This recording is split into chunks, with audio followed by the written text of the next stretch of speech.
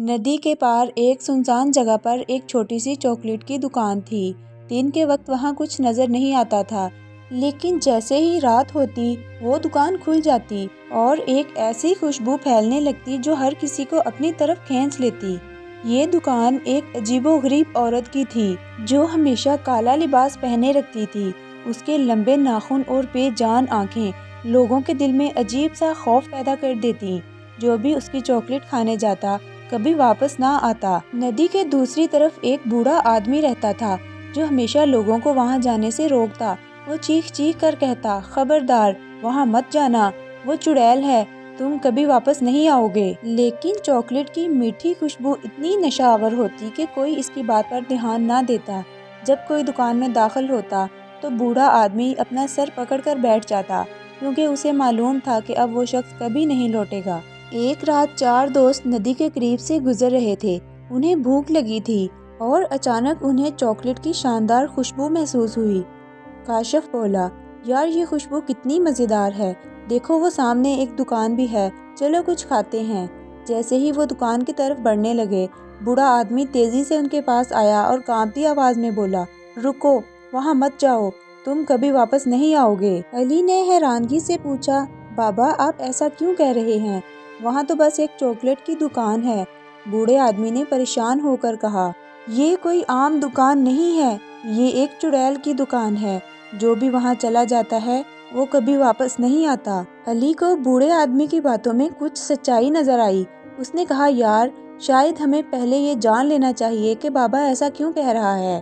مگر باقی تینوں دوست ہنسنے لگے اور بولے، تم بیٹھو یہاں، ہمیں فضول باتیں نہیں سننی، ہم جا رہے ہیں۔ یہ کہہ کر وہ تینوں دوست دکان کی طرف چل پڑے، لیکن علی وہیں رک گیا اور بوڑھے آدمی کے پاس بیٹھ گیا۔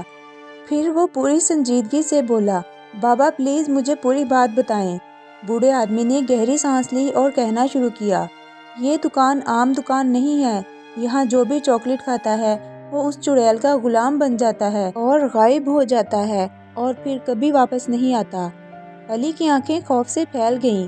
اس نے اپنے دوستوں کی طرف دیکھا جو دکان کے دروازے سے اندر جا رہے تھے۔ علی کا دھیان اس دکان کی طرف ہی تھا۔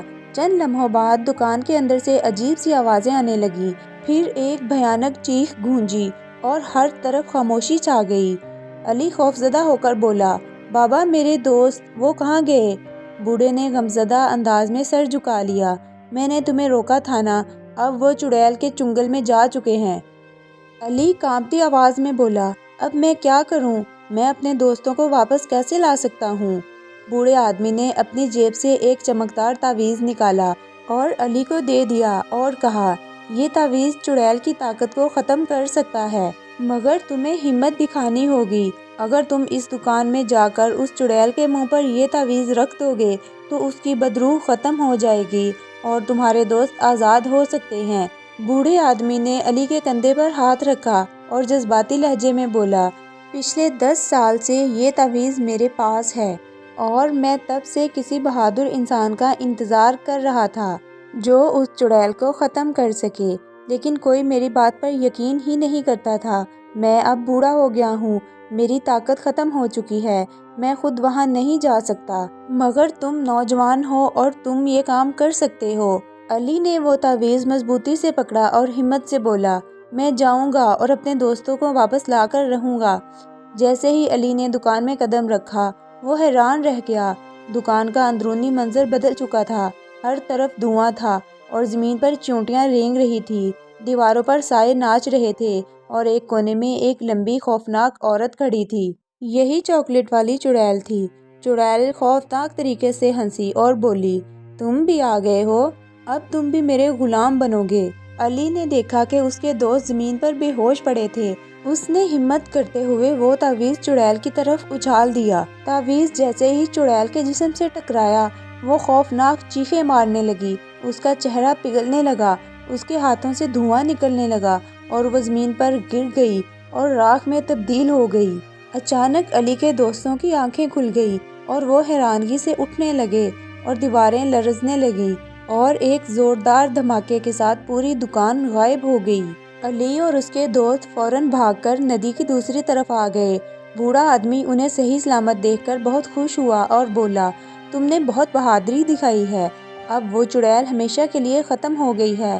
علی نے اپنے دوستوں کی طرف دیکھا جو ابھی بھی خوفزدہ تھے۔ اس نے دھیرے سے کہا، کبھی بھی کسی لالچ میں نہیں آنا چاہیے ورنہ انجام بہت بھیانک ہو سکتا ہے۔ اس رات کے بعد ندی کے اس پار وہ دکان کبھی نظر نہیں آئی۔